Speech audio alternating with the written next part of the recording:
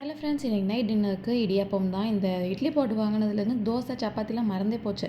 Only idli idiyappam மோமோஸாக பண்ணிட்டு கிடைக்கேன். So 2 cup இடியாப்ப மாவு, உப்பு, 2 டீஸ்பூன் நெய் சேர்த்துட்டு கொதிக்கிற தண்ணி சேர்த்துட்டு கிளறிட்டு ஒரு 10 மினிட்ஸ் அப்படியே ரெஸ்ட் வச்சிடலாம். Okay close.